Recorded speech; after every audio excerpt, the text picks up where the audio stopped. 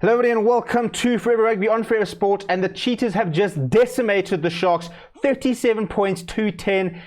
Probably one of the poorest games I've seen the Sharks play in a long time. Deservedly beaten, and a bit of red flags really for Sean Everett and his men, because that's two back-to-back pretty ordinary performances after a very good performance against the Bulls a couple of weeks ago. Before we break down the game itself, please do subscribe to the channel, bottom right hand corner there. Smash like on the video as well. Jump in the comments, let me know what you thought of the game itself. But a game where we saw 14 points within the first 5 minutes. The Sharks kicked off, and the Cheetahs kicked off, and the Sharks didn't deal with it, and the Cheetahs were over very quickly before Yao Penke snatched upon a loose pass, and he ran an intercept try, and we thought, oh, here we go. It's a very disjointed game. They hadn't really settled in, and we thought, it was going to take a while for them to just kind of get over it, trying to build into the game.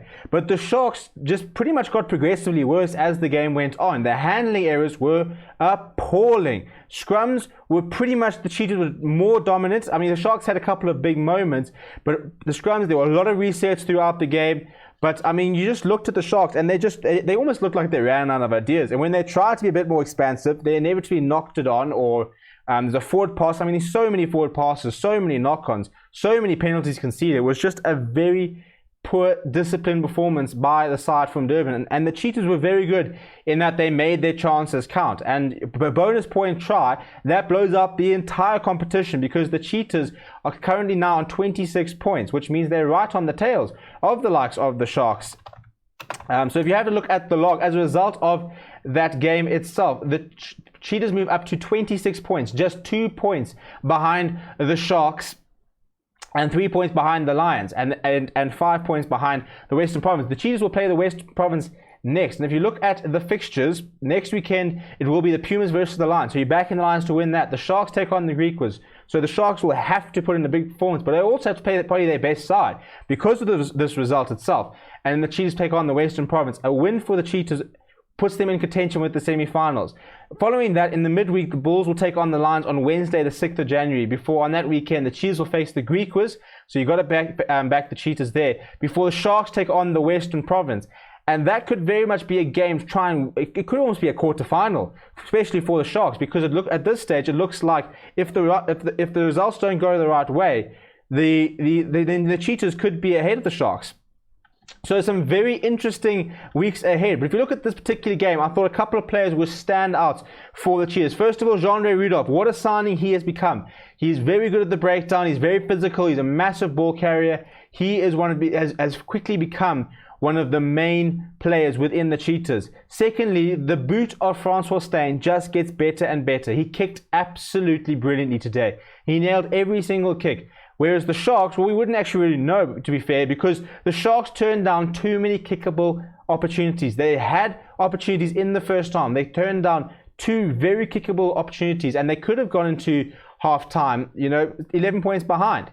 But they didn't, and they turned down these points, which was a huge... It came back to bite them in the end, because if they had taken the points, they could have sort of kept up with the Cheetahs. They had their opportunities, but they tried to sort of go for the line and try and score tries, but the maul wasn't really working. They kept dropping the ball. The back line kind of ran out of ideas, and they had 2 or 3 passages of play where they managed to get around the outside of the Cheetahs, and Lukanya managed to kind of turn it on, but overall it was just not good enough. I mean, the Cheetahs went down to 13 men. Yellow cards to Roscoe Speckman for stopping a try.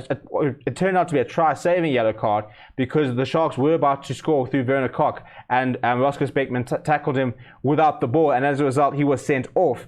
But and then shortly after that, Bowen Fenter was sent off for a collision on John Hubert Mayer. And look, Hubert Mayer went off on a stretcher, and we hope that he's okay, and we wish him all the best. But I do get frustrated with that yellow card, because once again, as soon as there's contact, it is deemed foul play.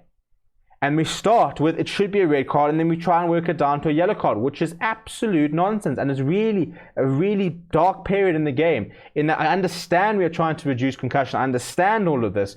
But at this stage, there are far too many yellow cards being dished out at the moment. And some of them, I just don't think that they are deserved. And it is impacting games. But credit to the Cheetahs, because despite going down to 13 men, managed to keep the Sharks at bay. And the Sharks' attack was just toothless. They defended all right in the first half. They made a lot of tackles. They didn't miss too many. But in the second half, they just couldn't create anything, and they couldn't string enough passes together. Their phases were poor, and they just kept making basic errors. And I understand that they were missing some key players, the likes of no Marius Lowe, no Spoon Corsi, no Sanela Nahamba, no Hiron Andrews, no Thomas Dutoy, no Dan Juster. So they were missing a lot of players, but they still had enough for me to at least put in a much better performance. And you can't really make any excuses for basics like handling errors, like scrum resets, like, knock-ons. It was just a very poor performance by the Sharks. And the Chiefs, on the other hand, could have scored more. Probably should have scored more. Jean-Louis Rudolph was very good. Francois Steyn was very good. Andisa Nsila was very good. Bloemfontein scrummed pretty well. Carl Wechner's a workhorse. Roscoe Speckman tried to get into the game, struggled, but Reno Smith came off the bench at the expense of William Small-Smith. He and Marty Liebach suffered concussions throughout the game and had to stay off. But Reno Smith came on and almost had 2 tries. He scored 1, and he was very good. And I thought, you look at his game, it wouldn't be surprised me if you saw him start next weekend, because he came on and definitely made a big impact. Clayton Blomberkies is also solid, and then Francois Steyn, was just very solid in the midfield. So a very impressive performance by the Cheetahs, who have kept themselves alive in the competitions. But overall, I just thought that it was just very poor by the Sharks in pretty much all facets of the game. But let me know what you thought of the game down below. Smash like on the video as well. Please do subscribe to the channel. Reaction from the weekend, 5 things learned, as well as team of the week coming up in the next few days. So make sure you keep everything locked on Forever Sports. My name is Steven, and I will chat to you soon.